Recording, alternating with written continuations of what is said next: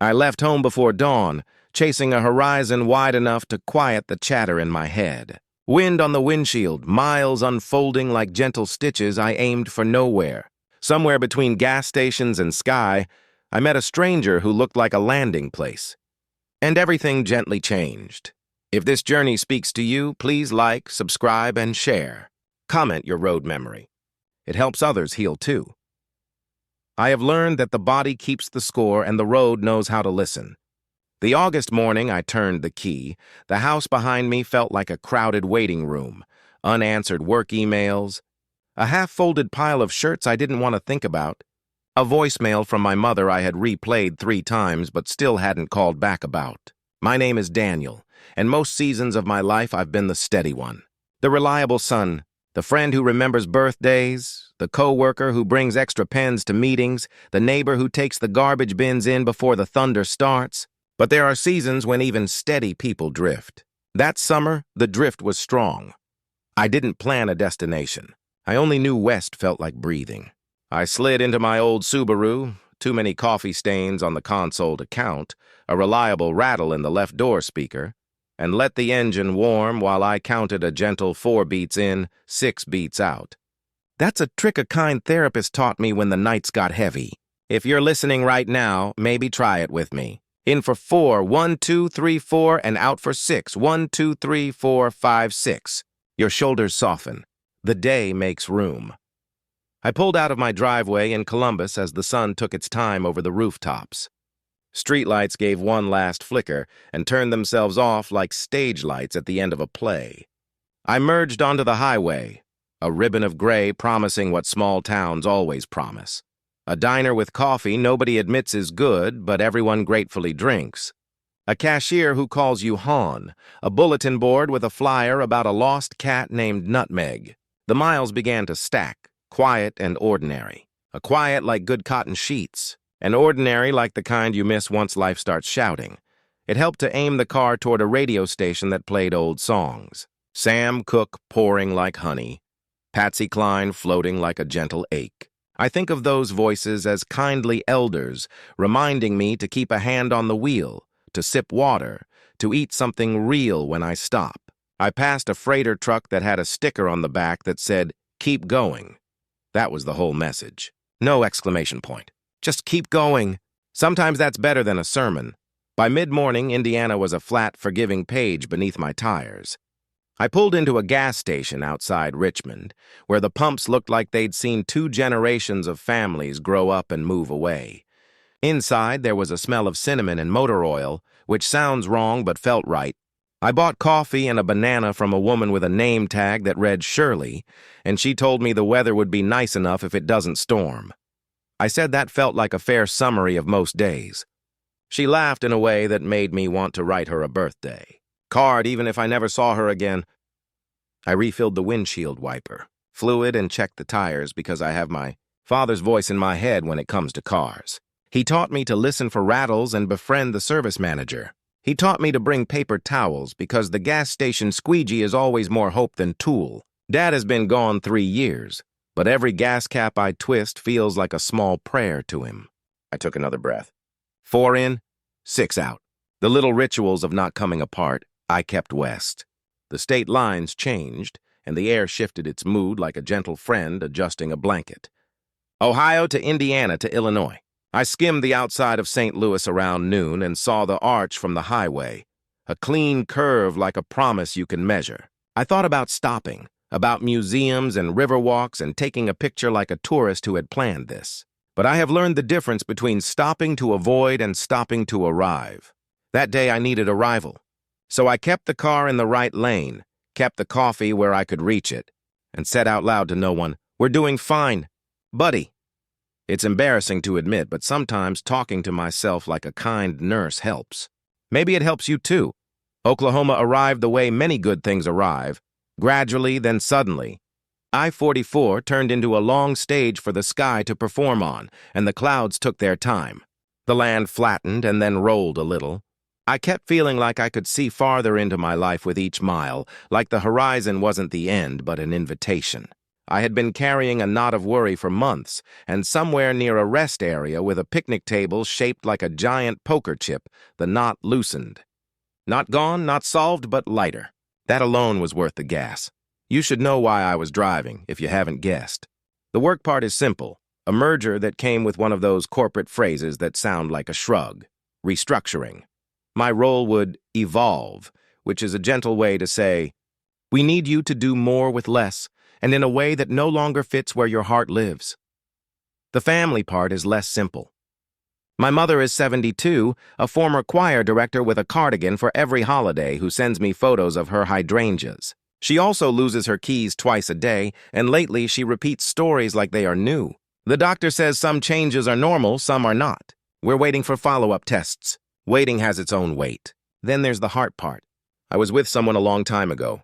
His name was Aaron. We were young and sure, or at least very good at pretending. We loved like absolutely everything depended on it until the day something else depended on it, and we realized we were using love like a patch on a roof that needed replacing. We let go. It was the right thing, and still, some mornings you wake up and reach for the shape that isn't there. I didn't know I was looking for anyone. I just knew the road was kinder than my living room that week, kinder than scrolling for answers, kinder than a new project plan. By late afternoon, somewhere outside Elk City, the sun settled into a slow conversation with the land. I stopped for gas again, because that's what you do when you don't want to make anything else complicated. I eased into a small station that had a red soda machine out front and 2 pumps that clicked like old bones. A man was there, standing over the hood of a faded red pickup with the patience of someone who grew up near machines and learned that they tell the truth if you listen. He had the hood up and his hands rested on the edge like he was introducing himself to the engine. He looked up just as the pump clicked in my hand. He had a face the sun had kissed more than once and hair that had learned to accept the wind. Not handsome like a magazine, handsome like a road you trust. He gave me a nod, the speak first if you want kind, with a polite half smile people who were raised right used to not intrude on a stranger's worry. You happen to know anything about hoses? He asked, and the question was like the small knock of fate that never announces itself as fate. He had a soft voice, low and steady like late-night radio. I know enough to hurt myself, and enough to stop before I do, I said. What's it doing? Leaking a little. Maybe more than a little, he said. I thought I could limp it to Amarillo if I babied it, but it's louder now. I walked over. The world gets smaller around tasks you can touch. There it was, the radiator hose, tired and damp. I pressed my fingers against it and felt a soft give it shouldn't have. You have tape? I asked. Duct tape and hope, he said, and we both smiled because there are worse toolboxes. Let's clean it first, I said, and he handed me a rag that used to be a t-shirt. I cleaned, wrapped, pressed. It was no fix, just a way to buy a few more miles. But even not fixes can be grace if you name them honestly. He watched my hands, not in a needy way, but like the way we watch someone cut a slice of pie we're grateful to share. Caleb, he said, offering his name like a soft handshake. Appreciate you, man, Daniel, I said. This should get you to the next exit. There's a shop in Weatherford, I think. I was aiming for Santa Rosa, he said. But sometimes we aim and the day says, that's cute. He thanked me again and paid for my coffee when we went inside, arguing about it only enough to be polite. He bought a grape soda and 2 granola bars. I got a second coffee because I was losing a slow race with the setting sun. On our way back to the pumps, he asked where I was headed, and I told him, honestly, I didn't know. West, I said with a shrug I hoped looked more confident than it felt. Sometimes not knowing is the truest answer, he said, and it landed in me like a warm penny in a coat pocket. He checked the hose again and cranked the truck. It coughed, then settled, then coughed again. A stubborn old dog. He tapped the dash. Come on, Mabel, he said to the truck. One more act. Good luck, I said, and meant it the way you mean things for people you'll likely never see again. He tipped 2 fingers off his cap and pulled out, slow, like you do when you're listening for what might go wrong. I watched his taillights turn to embers and then to nothing, and I stood there a minute longer than I needed for reasons I could not yet name. Back on the road, I thought about the small ways we carry each other. A hand on a heavy door. A neighbor's snow shovel on a Sunday morning. A stranger with duct tape who stands with you until your luck holds again. It is a good thing to be a person who notices. It keeps you from locking the door on your own heart. The sky went violet, then navy. West of Weatherford, the lights fell away and the night opened like a quiet book. I loosened my grip on the wheel and let the cruise control take a little of the thinking. I said out loud, "You are okay." It sounds simple, and it is. Simple is not the same as easy. But simple builds a life. A billboard flashed by. Midpoint Cafe. Pie worth stopping for. I smiled. Pie that announces itself like a friend at a reunion is not to be ignored. I figured I'd stop when I saw it, and if Pie could fix everything, Cheesecake Factory would have done it by now. But Pie can keep you company while you wait for the next brave thing to happen. It was full dark when the neon sign glowed at me like a memory. The Midpoint Cafe sits in the kind of spot that is half legend and half relief. I pulled in. The parking lot had more sky than cars.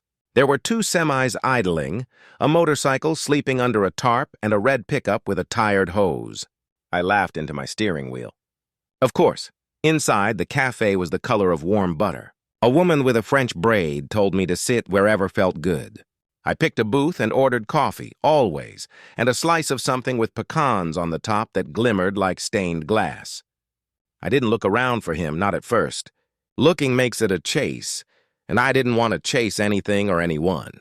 I wanted to be a person who could receive a good thing without crowding it. But the universe has its own generosity. A quiet voice came from beside me. "Mind if I sit?" I looked up and there was Caleb, holding his grape soda like a signature. "You again," I said, and it came out warm. He slid into the booth across from me, and we were 2 men who didn't have to pretend we had somewhere else to be. "Got to Weatherford," he said, and an angel with a lift helped me swap out the hose. Had the part, miracle of miracles. "Then pie is deserved," I said. "What's your favorite?" "Anything that sugar knows how to be," he said. He ordered something apple and something key lime, because life is short and so are slices. We talked in polite circles at first, the way men often do. Work, where we'd grown up. He was from Lubbock originally. He worked with his hands. Carpentry mostly. "People think wood is stubborn," he said, "but it's just honest. It tells you how it wants to be held." I told him about my job and my mother. I did not tell him about Aaron. Some truths take their time. He listened the way you listen when you're sanding a surface to find out where it's rough. He didn't jump in. He didn't fix. He nodded and let silence be a bridge instead of a wall. I exhaled a little more than I meant to. "I guess I'm driving to give my brain a field to run in," I said. He cracked a smile at that like he knew exactly what I meant.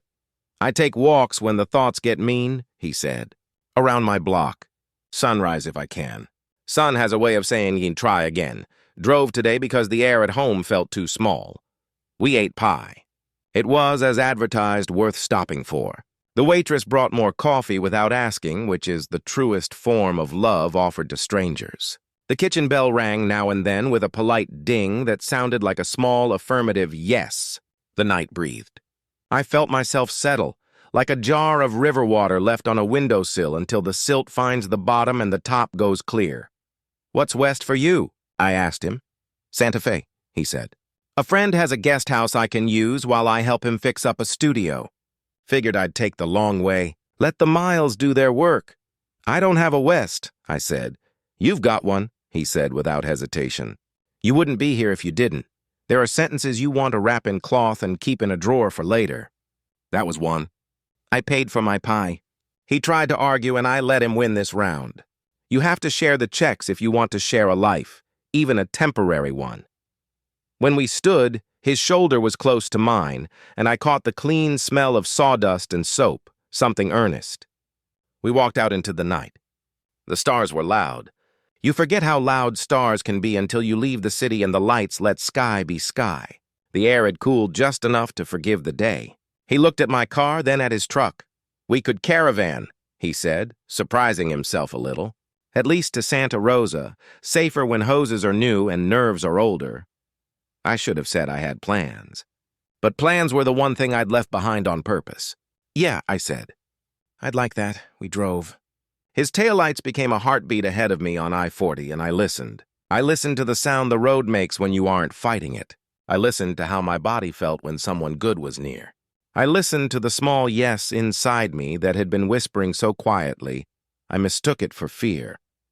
At Santa Rosa, we pulled into a motel with a sign that promised clean rooms, like a blessing. The carpet had seen better days, and the ice machine made a sound like a man clearing his throat. But the sheets were white, and the AC unit sighed in a comforting way. We stood in the parking lot longer than two men need to stand in a parking lot. "Thanks for the convoy," I said. "Thanks for the duct tape," he replied. We traded numbers like people do now.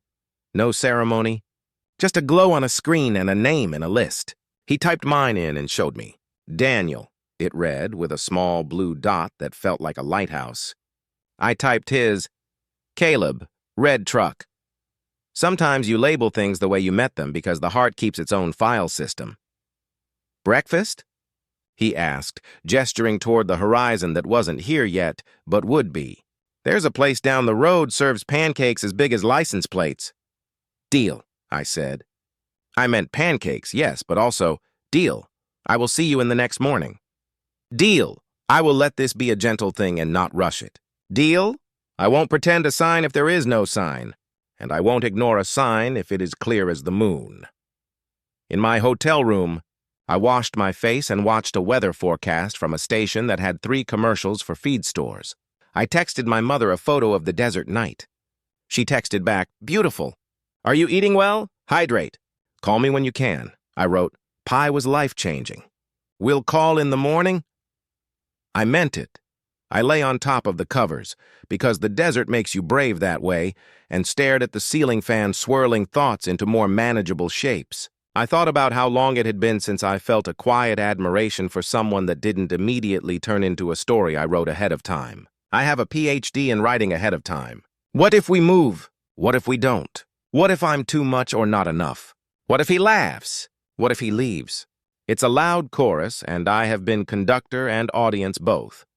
But that night, the conductor left the room, and the chorus grew sleepy. I held one thought like a stone. I liked the way he listened without tugging. That's rare. That's important. If you're in a season where your thoughts gallop, find someone who listens at your pace. You deserve that. We all do. I woke before my alarm, which granted was a luxury because I forgot to set an alarm. Desert mornings have a quiet no city can imitate. I stood in the doorway of the motel room and let the air do its doctor work. Caleb was already outside, leaning against his truck, coffee in hand. He looked over and lifted his cup like a toast. I lifted mine, a paper cup that said, "Have a nice day," and the two of us were a small parade of 2 in a parking lot where birds conducted the morning.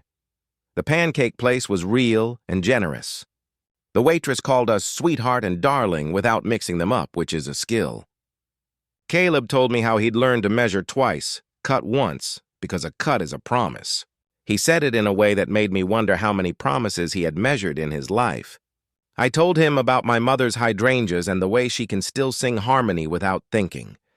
He asked me if I sing, and I said only in the car. "That counts," he said. When the check came, he slid it to me with a look that said, "I'm buying this one. Don't argue." So I didn't. We walked out slower than we had walked in because something peaceful had slipped between our steps. And we were trying not to startle it. "Where to?" he asked. "Because the day needs a verb." "Wherever you're headed," I said, hearing myself and deciding not to be afraid of that sentence. Trusting doesn't mean throwing away good sense. It means letting the road be the road while you keep your hand steady. "Santa Fe's still the plan," he said. "I want to show you a place by the river I stop when I need to remind myself I'm part of a world that can take a deep breath." We loaded up. The day was a clean slate with a chalk squeak in the air, and as we pulled back onto the highway, the sky opened itself like a welcome sign you can't miss, no matter how distracted you've become by your own thoughts. I kept my car just behind his. I watched how he changed lanes with a courtesy that felt like care. When an impatient driver rode his bumper, he signaled and let the moment pass. When a semi drifted, he gave it room. It's a small thing to drive kindly, but it tells you a lot. We stopped in Tucumcari for gas, and because I believe in the healing power of little museums, we wandered into a Route 66 exhibit that smelled like dust and stories. There was a map with pushpins where travelers had come from. He handed me a red pin. "You first," he said. I pressed it into Columbus and felt something like belonging.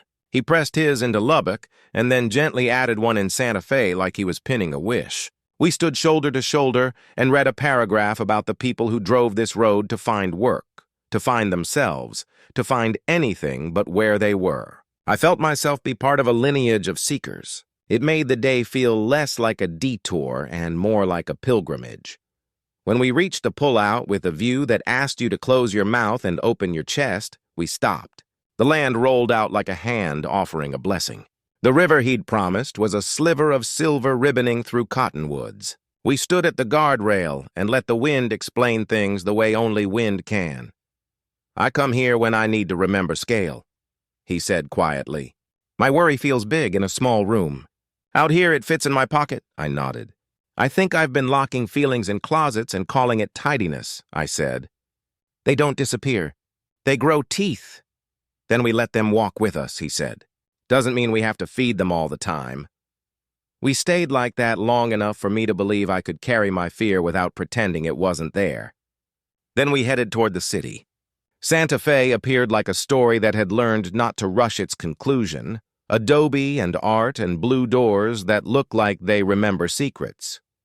We drove to his friend's place on the edge of town where the sun came around in a way that made afternoons last longer. He showed me the studio, a big, hopeful room with windows that knew how to light a day even if the weather forgot. We moved a table together the way two people do when they don't mind finding a rhythm with someone else. He thanked me and poured water into glasses that had a little weight to them, the kind that makes you put them down carefully. "Stay for dinner?" he asked, and the question sat between us like a comfortable chair. "I'd like that," I said. My phone buzzed. My mother's name lit up. I stepped aside to answer, the way you do when the call matters and the person with you matters too. "Hi, Mom," I said. She told me she had found her keys in the refrigerator and laughed. I asked how she was feeling. She asked if I was eating well. Then there was a small pause. "You sound lighter," she said. "Are you with friends?" "I'm with a friend," I said, "and let the word be brave and true." "Good," she said simply. "The world is kinder with friends." We made dinner simple and good, eggs and toast and sliced peaches. He cooked like someone who trusted heat to be a friend instead of a danger. We ate at a table with a nick in it that looked like a scar with a story. We talked about those little nicks, the ones in wood and the ones in us, and how they don't mean broken. They mean lived. Later, when the dark was full and the day had laid down, we stood outside under the kind of stars that make you want to whisper gratitude you don't have words for. He stood closer than we had before. He reached up and touched my shoulder, the way you might check if a coat is sitting right. "Thank you for driving," he said, and the thank you meant more than the miles. "Thank you for letting me," I said. We didn't kiss that night. I know and love a good romance, but some nights are for the steadier gestures, a shoulder half-leaning, a laugh held in the same quiet, a goodbye that trusts there will be a good morning. And there would be. There still is. If you're listening to this with your own car keys in your pocket and a thought you're trying to outrun, I won't tell you what to do. I'll only tell you what helped me. Go where the air is bigger than your fear, and be kind to the people you meet there. Some will be like road signs, useful, quickly passed. Some will be like landmarks, comforting when you loop back around. And some, once in a while, will be like a landing place. They won't fix you. You weren't broken. But they will give your breath a place to finish its journey. Caleb was that for me. Is that for me still? We spent the next day walking a farmer's market where a woman in a straw hat sold me a jar of honey and told me the bees were recovering this year. He held peppers up to the light and picked the ones that looked like they had the best stories. We ducked into a gallery where I stood too close to a painting, and a polite man with glasses reminded me gently to step back. I apologized like I was at confession, and he forgave me like a priest with a sense of humor. We sat on a low wall and shared a pastry covered in powdered sugar that turned us both into snowmen, and I felt 16 and 42 at the same time. in the best way. I could tell you that love arrived like a trumpet, but it didn't. It arrived like a good nurse at the beginning of a long shift, quiet, competent, present. We made grocery lists and fixed a loose shelf and decided which music made the evening fall more kindly. He taught me to sand with the grain because you don't have to fight every rough patch. Some respond to patience. I taught him the breathing count. He was skeptical until he tried it mid-afternoon when the day felt too noisy. He kept doing it after that, not religiously, just as a habit with a heartbeat. If you're waiting for a grand declaration, let me ease your mind. I have given those, and I have learned their worth. A grand declaration can be beautiful like fireworks, but I have learned to love the lanterns, soft, consistent light you can carry in your hand. The first time we kissed was at the end of that week, on a porch where the paint was peeling in a way that looked like lace. It was not a trumpet. It was a lantern. It was a thank you. It was a hello. It was two people choosing a rhythm that didn't scare their already tender hearts. We didn't move in. We didn't make promises our calendars couldn't keep. I had a mother to see about.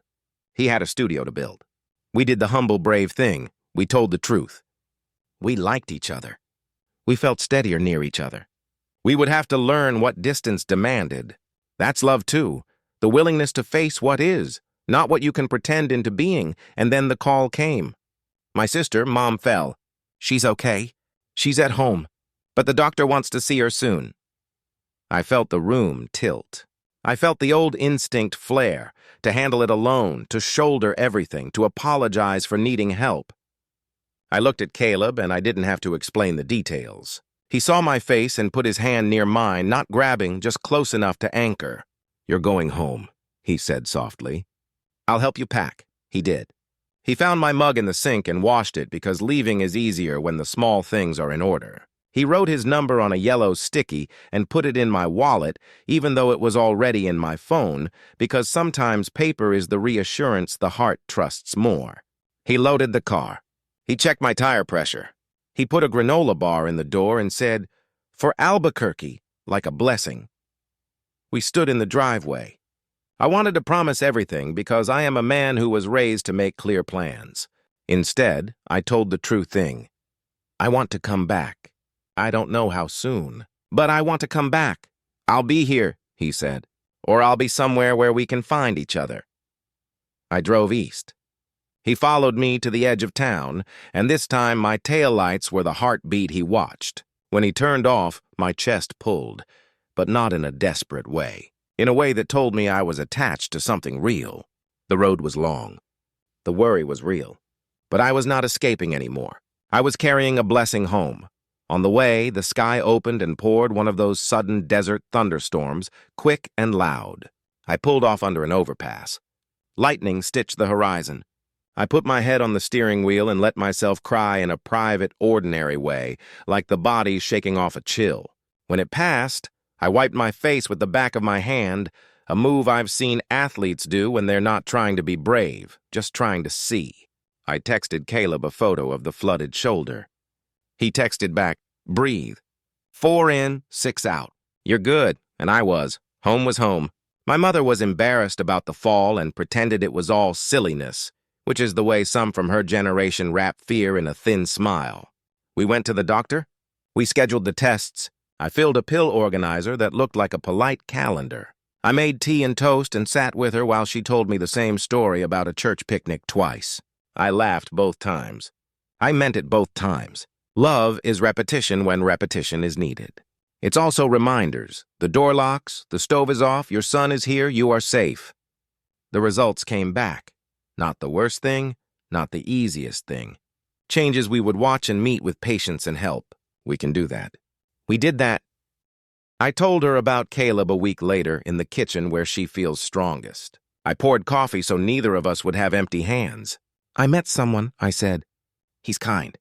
He listens." She stirred sugar into her cup and the spoon clicked against the ceramic like a small applause. "I can hear it in your voice," she said. "You sound like Dad did when he got the old Chevy running again. Not giddy, pleased." I laughed. I told her I didn't know what would happen. She said that's the best part. "Knowing is for lists," she said. Love is for noticing, I noticed. I noticed how I checked my phone at 10 a.m. and 4 p.m., because that's when Caleb usually sent a picture. Sawdust on the floor, a sunbeam making the dust look like glitter, a paper bag of green chiles with a handwritten price. I sent back hydrangeas and pill organizers and the cat from next door who insists our porch is his second home. We took turns reminding each other to breathe on the days the world sounded like a siren. 2 months later, the leaves in Ohio started whispering about fall. My mother had a good week. My sister took a few days off work and insisted I go get out of the house and go see that nice man. Her words. I booked a flight. I packed my dad's old denim jacket because I like to feel him in rooms that matter. I landed in Albuquerque late. Caleb was there at the curb, leaning against a different truck because the red one had finally decided to retire. And oh, my heart. He looked like where I was going, not what I was fleeing. We didn't rush the moment. He opened the passenger door. I set my bag down. We stood in that soft circle of airport reunions and let our bodies catch up to what our hearts had been practicing. The second time we kissed, it was a little braver. Still a lantern, but perhaps with the wick turned up. We drove to Santa Fe singing along to a song we both knew badly, which is the best way. He had made the studio into something that could hold music and rest. He had set a mug on the counter that said, "Good morning, New Mexico." He had stocked the fridge with yogurt and blueberries because I'd told him once that I liked them. He had listened.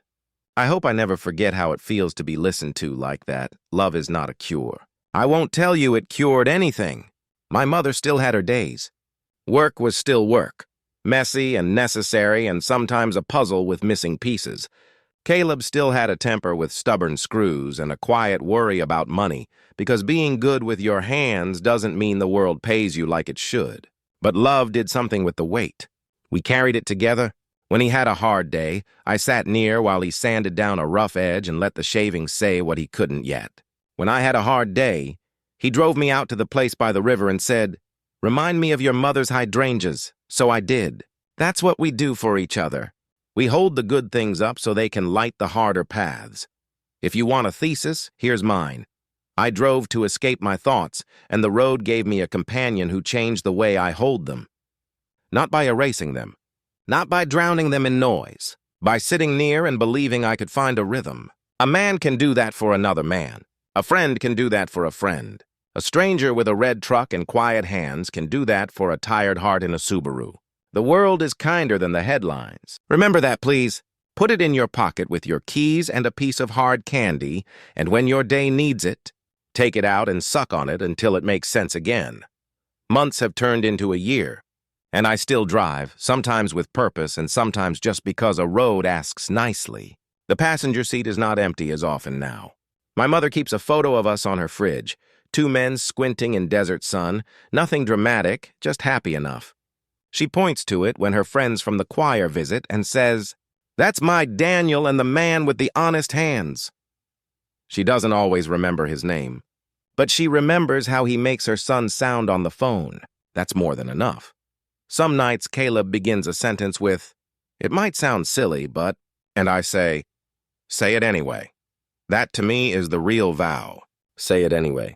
I will not laugh if it needs tenderness. I will not fix it if it needs air. I will not walk away from the words that scare you to say. I will sit on the porch and listen until the paint peels into lace and the cicadas retire. And then we'll go inside and make tea and forget how to be anything but the soft people we've learned to be with each other. If this story met you on a day when you needed a sign, let me be as clear as an exit ramp. You're allowed to find help around the bend.